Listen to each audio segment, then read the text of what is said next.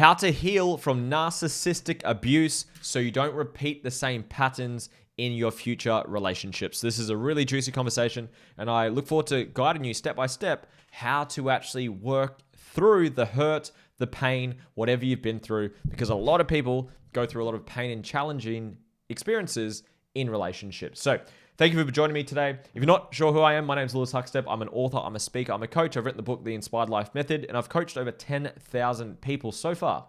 And I love helping people find their life's purpose, to give them direction, meaning, fulfillment, do the inner work around healing trauma and limitations, which is what today's conversation is about, and create a life that you love, including relationships. So I'm going to give you heaps of practical steps today and actually break down what it is, how to address it, and how to move forward so you don't repeat the same patterns. The only favor that I've got from you today is if you could just like this video and subscribe and leave a comment down below. It helps share the video to more people so I get to help more people on my journey, my mission as well. So with that being said, let's begin. So firstly, there's three things I talk about a lot in my content. Number one is trauma. So trauma is a moment in time of overwhelm or underwhelm. Something was overwhelming or too much, or underwhelming or not enough. So a moment of overwhelm or underwhelm. Now, I'll come back to that in a moment. I'll show you what your wounds are of abuse and how to heal these, okay? Second is a coping mechanism. It's what we do to overcompensate, overcome, protect, and hide the trauma. There could be people pleasing, overworking, smoking a cigarette, doom scrolling, disassociating, getting anxious, getting stressed. There's so many things. Becoming an overachiever, hating men, hating women, closing down your heart, avoiding relationships, whatever the thing is. We've all got our patterns to overcompensate. Third is a trigger. Something reminds you of the trauma and activates the coping mechanism. Nothing triggers you, it reveals what's inside of you. So, in order to heal from the abuse in your relationship, you need to be specific. You need to start to break down what is it specifically that was painful in this relationship. And you're going to see how it's actually probably because of something from childhood that you haven't addressed yet. And this will make a little bit more sense in a moment. So what I'm going to ask you to do is think about your current relationship, if you're in a relationship, or a past relationship, or any person in your life. May even be parents, but I said relationships here, but you can use it for anyone. Think of someone that you've had pain around. You had a shit relationship. They were a narcissist. They hurt you in the relationship. There's a lot of pain there. Think of the person. It might be a parent, a partner, ex-partner, sibling, a boss, someone. Now, in a one-word answer, what is the one thing you dislike most about that person? It will be a trait, a behavior, or a part of who they are. What's the one thing you dislike most about that person? And actually put your comments down below and I'll give you some feedback on those comments as well. Whatever your answer is, it might be controlling, manipulating, might be the word abuse itself. There'll be a lot of words that could come up. Anger, controlling, manipulating, dismissing, unseen, unloving, unsafe, victim, abuse, obviously, as we mentioned, violence. Whatever the word is that came up for you, this is the wound that you have. Now, you'll probably have a couple, so find a couple of words, because there might be many words that come into it. Go list out all of the words that you dislike most about this person. All of these words are wounds of yours. Now, if you didn't use your parent as the example question, you'll actually notice that the words you came up with probably reflect your shit from childhood. Let that sink in for a moment. Look at your answers, and you probably had pain and wounds around these words in your childhood. Probably from parents. It's not always parents. We get a lot of our core wounds from our parents, but it's not all of it, always them. It could be siblings, could be family members, people from school, an abuser, ex-partners, etc. And this is why.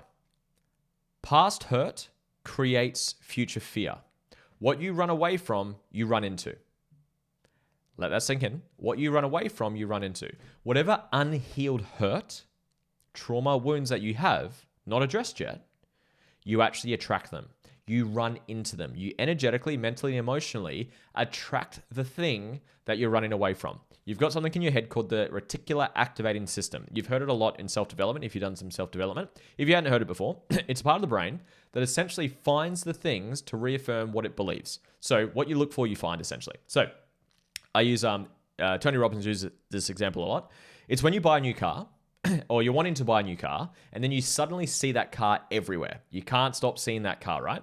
Or you want to buy a new pair of shoes, or you buy the new shoes, and you see those shoes everywhere because you're looking for them, because it's important to you, so it looks for it. It's a confirmation bias. You find what you're looking for, essentially, but it doesn't register opposite what you're looking for, the opposite trait.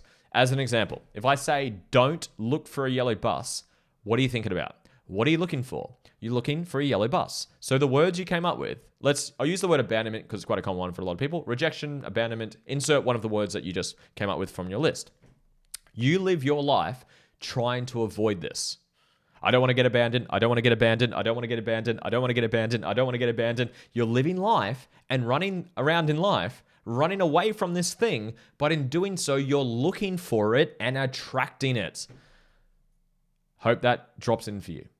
So, my encouragement to you, this is more motivation for you to heal from the hurt from your past relationship so you don't continue the same patterns into the next one. Please, please do that. So that's hopefully some motivation and some awareness for you. You attract your unhealed shit into your life until you heal it. Put that one on a bumper sticker, right? So, question I normally get, how do you do that? How do you actually heal through it? Great question. So, this is when it comes to inner healing and doing the inner work. It's using a tool, a modality, a process, a healing something to integrate the wound itself. Now, I've done specific podcasts and trainings on inner work, the different tools, the different bodies, the different modalities. In my book, I won't be able to find it quick enough, but I think I list out like maybe 30 different processes. Here you go. It's on page 143. So I list out a list of different modalities and tools that there are to do inner healing on this page here. So essentially, it says, I'll list out some of them. The ego dissolving process, that's one of my processes. My balancing process, meditation, NLP, which is neuro-linguistic programming, timeline therapy, hypnotherapy, negative emotional release techniques, DeMartini, so I'm a DeMartini facilitator myself, breath work, holographic transformation, Reiki healing, sound healing, plant medicine. So I'm a plant medicine fan. I've done ayahuasca, I've done mushrooms, I've done psychedelics, I think like 10 times now. Crystal healing, massage therapy, inner child healing, shadow work, astrology healing, chakra cleansing, yoga, ecstatic dancing, primal screaming, tantric healing, shame circles, traditional talk therapy, kahuna massage, human design, psychotherapy, quantum energy healing, acupuncture, reflexology, CBT, EFT, EMDR. There's so many, and there's more. I didn't finish the whole list. There's heaps out there. There's a lot of ways to heal. I use this quote a lot from Bruce Lee. He said, there's no ultimate martial art, only the ultimate martial artist who knows every martial art and pulls from the right one at the right time to get the right result. There's no ultimate way to heal. There's many ways to heal. So if I was to project what I would say doing, to what I would suggest doing for your inner healing, there's 3 processes that I believe moves the needles the most. And I'm projecting because it's obviously the work that I do. So the reason being, because I actually put multiple processes in the one process. My balancing process is my favorite process. It helps people heal from trauma, from any trait, any word that you came up with. It will heal it in one session. Now, there's many traits you want to do, many processes you want to do, and it integrates 6 different processes into the one.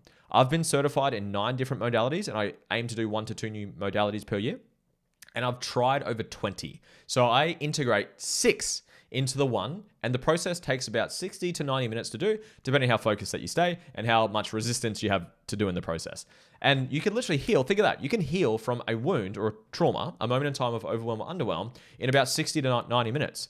Insane. I've had clients give me testimonials where they've worked at talk therapy for 30 years, 45 years is the longest one I've seen, where they never address the root cause. Where I'm quite the opposite. I find the root cause. What's the trait? What's the moment in time? Let's rebalance that, integrate that, heal that, so the triggers and coping mechanisms and repeating the same patterns go away.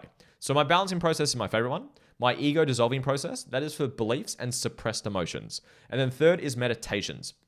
If you've studied or heard of Dr. Joe Dispenza, he changes people's lives en masse using meditation. So I love meditation because thoughts are the language of the mind.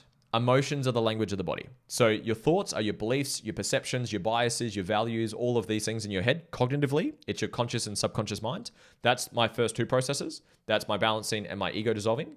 And then emotions are the language of the body. That's where you can consciously use things like meditation to change your emotional home, because your emotions influence your thoughts and your thoughts influence your emotions. So you can go top down, which is perceptions, beliefs, all that stuff, or you can go bottom up, which is very much nervous system and emotions based. Things like breath work, grounding, meditation, all those things come into it. So those are my tools to do. So that's what I would recommend doing. If you want to try my tools out for free, by the way, there's a free trial down below in the caption somewhere.